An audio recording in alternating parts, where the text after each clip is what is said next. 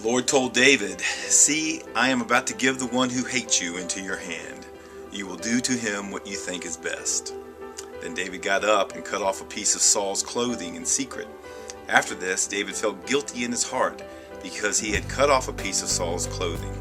So he said to his men, "May the Lord not let me put out my hand against my leader, for he is the Lord's chosen one." David stopped his men with these words.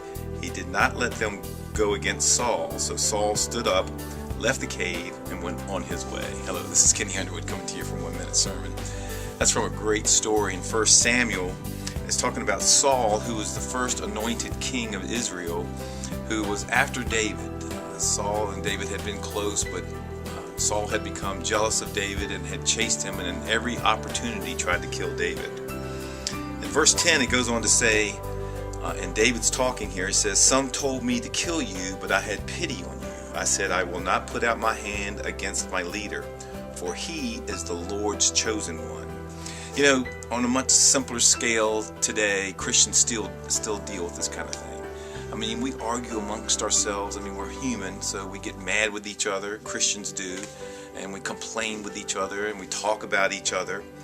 It's important, though, that we remember not to do that. Because we are all Christians. We all have our missions. We all have our plans for our lives. God gives us a mission. And it's not up to us to interfere with someone else's. So if we criticize them or put them down, then God is not pleased. I was reading a commentary this morning that really sums it up very well. It says, and it's talking about the story between Saul and David. "The soldiers and David knew that the holy anointed men were to be respected and honored and not taken for granted. Not because of the men themselves, but for the reason that God had anointed them for service to him.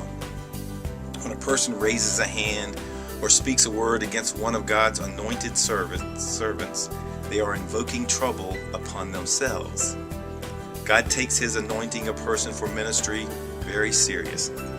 God's anointing upon a life of an individual is no joking or light matter. Those who would oppose God's servants, even those who may turn out to be as evil as Saul was, are playing with fire. If a person has truly been anointed or called by God, we had better give them the God-demanded respect they deserve, not because of the person, but because of that God chose them. We need to look at our own behavior and ensure that we are not bad-mouthing or putting down men and women of God. Make sure that when you talk about your Christian friends or the people that you go to church with, that you be careful and make sure that you honor them and give them the due respect. It'll please God. There's your 1 Minute Sermon. God bless. Check it out.